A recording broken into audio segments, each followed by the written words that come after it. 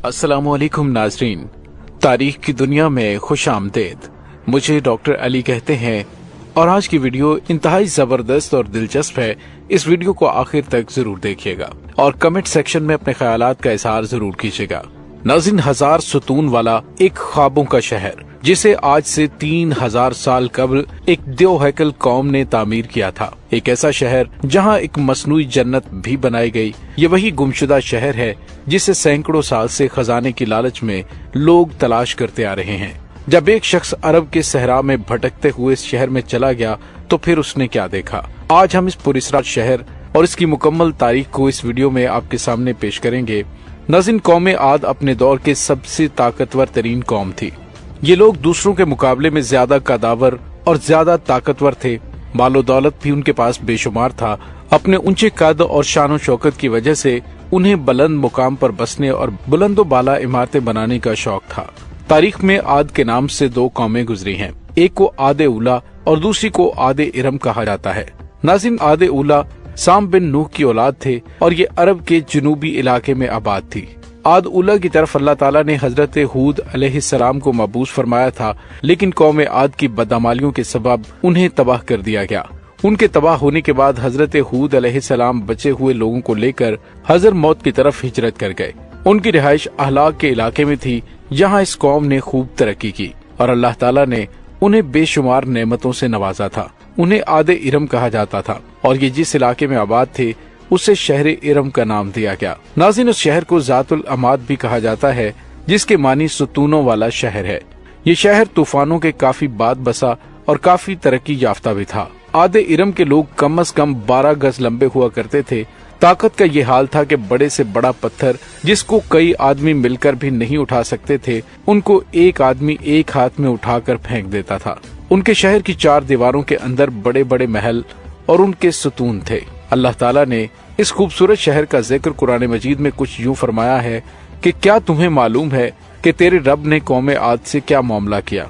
यानी इरम शहर वालों से जो बड़े बड़े सुतूनों वाली इमारतों में मस्कन बनाते थे, और वो लोग जिनके जोरे कुव्वत के बराबर कोई कौम उनके मुल्कों में पैदा ही नहीं की गई थी। नाज़रीन, मौरखीन ने लिखा कि आदे इरम ओमान, यमन और अदन के इलाके में आबाद थे। उनमें 2 बादशाह ताकतवर तरीन बादशाह बने। एक का नाम शदीद और दूसरे का नाम शदाद था। ये दोनों आपस में भाई थे। शदीद की मौत के बाद उसका भाई शदाद तख्त नशी हुआ। उसने हुकूमत को मजीद वुसअत दी और बेशुमार लश्कर और खजाने जमा कर लिए। उसने अपनी सल्तनत की रौनक कमाल को उरूज तक पहुंचा दिया। शदाद किताबें पढ़ने का शौकीन था। उसने किताबों में पढ़ा कि मौत के बाद अल्लाह ताला अपने बंदों को फिर से जिंदा करेगा और जन्नत में दाखिल करेगा, जो एक हसीन और खूबसूरत जगह है और जहाँ कायनात की हर आराम व आसाइश मुयस्सर होगी। जब उसने जन्नत के बागों और नहरों से मुतल्लिक पढ़ा तो उसके जहन में ये ख्याल आया कि क्यों न मैं भी एक ऐसी ही जन्नत दुनिया में तामीर करूं कि जो उस जन्नत के मुशाबे होगी और वहाँ लोगों को आबाद करूंगा। लिहाजा उसने अपने वजीरों और उमरा को जमा किया और हुक्म दिया कि एक ऐसी जगह तलाश की जाए जहाँ बहुत ज्यादा दरख्त हो, वहाँ साफ खुली फिजा हो और एक वसी मैदान हो कि जहाँ मैं अपनी जन्नत मना सकूं। उसके लोग ऐसी जगह की तलाश में निकल पड़े। काफी ढूंढने के बाद उन्हें मुल्क अदन की जमीन पर एक मुकाम मिला जो कि शदाद की ख्वाहिश के मुताबिक था। लिहाजा उन्होंने आकर शदाद को उस जगह की निशानदेही की। शदाद ने अपने मजदूरों को वहां रवाना किया और उसने उस इलाके का नाम बागे इरम रखा। शदाद के हुक्म से उस बाग में सोने चांदी के मकानात बनाए गए। बड़े बड़े महल्लात तामीर किए गए जिनमें याकूत और जमुर्द के सतून बने हुए थे। उनमें कई किस्म की नहरें और दरख्त लगाए गए। उस बाग में दुनिया भर के आराम व आसाइश और अयाशियों की चीजें मंगवाई गई। ये शहर इतना हसीन था कि तारीक रात में भी दूर से उसकी चमक देखी जा सकती थी। उसके हर एक महल में 1000 सुतून थे।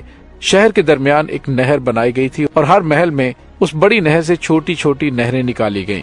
कुछ नहरें शराब की तो कुछ शहद और कुछ दूध की थीं। नाज़रीन, उन नहरों के किनारे पर ऐसे मसनूई दरख्त बनाए गए जिनकी जड़ें, शाखें और पत्ते सोने के थे। शहर के रास्ते और दीवारों को मुश्क ज़ाफ़रान, अंबर और गुलाब से मुअत्तर कर दिया गया। जब उस जन्नत की तामीर मुकम्मल हो गई तो उसने अपने उमरा और वजीरों को हुक्म दिया कि मेरी इस बनाई हुई जन्नत की तरफ चलने की तैयारी करो। नाज़रीन, अब शदाद बड़े जाहो जलाल और मुतकब्बराना फातिहाना अंदाज में बड़ी शानो शौकत के साथ सिपाहियों के साथ रवाना हुआ। جب اس جنت میں صرف 1 کوس کے فاصلے پر پہنچا تو اللہ تعالیٰ نے اس پر عذاب بھیجا۔ آسمان سے ایک ایسی چیخ سنائی دی کہ شداد زمین پر گر پڑا اور اس نے اپنی ہی بنائی ہوئی جنت کی ایک جھلک بھی نہ دیکھی۔ وہ اسی مقام پر اپنے لشکر سمیت ہلاک ہو گیا اور ان میں سے کوئی بھی شہر میں داخل نہ ہو سکا۔ شداد اور اس کے لشکر کے ہلاک ہو جانے کے بعد وہ شہر بھی لوگوں کی نگاہوں سے اوجھل کر دیا گیا، لیکن عدن کے گرد و نواح کے لوگوں کا یہ کہنا تھا کہ کبھی کبھی رات کے وقت اس علاقے کے ارد گرد اس کی کچھ روشنی اور جھلک نظر آ جاتی ہے۔ یہ روشنی اسی شہر کی دیواروں کی ہے۔ ناظرین، روایت میں ہے کہ ایک صحابی رسول حضرت عبداللہ بن کلابہ رضی اللہ تعالی عنہ ایک مرتبہ اتفاق سے عدن کے علاقوں میں چلے گئے۔ اچانک آپ کا اونٹ بھاگ گیا۔ آپ اس کو تلاش کرتے کرتے اس شہر کے پاس پہنچ گئے۔ جب اس کے میناروں اور اس کی دیواروں پر نظر پڑی تو وہ بے ہوش ہو کر گر پڑے۔ جب ہوش آیا تو سوچنے لگے کہ اس شہر کی صورتحال تو ویسے ہی نظر آتی ہے جیسی نبی پاک صلی اللہ علیہ وآلہ وسلم نے ہم سے شداد کی جنت کے بارے میں بیان فرمائی تھی۔ اسی کیفیت میں وہ اٹھ کر شہر کے اندر داخل ہو گئے۔ اس شہر کے اندر نہریں اور درخت تھے اور ایسی آرام و آسائش کی چیزیں موجود تھی جو انہوں نے کبھی نہیں دیکھی تھی، لیکن وہاں کوئی انسان نہیں تھا۔ آپ نے وہاں پڑے ہوئے سونے چاندی اور جواہرات اٹھا لیے اور واپس چل دیے۔ وہاں سے وہ سیدھے اس وقت کے دارالخلافہ دمشق پہنچے۔ اپنا سارا معاملہ اس وقت کے بنو امیہ کے حاکم کو جا کر بتایا اور ساری نشانیاں بتائیں تو وہ انتہائی حیران ہوا اور اس نے اہل علم سے اس بارے میں معلومات حاصل کی کہ کیا واقعی دنیا میں ایسا شہر بھی بنایا گیا تھا۔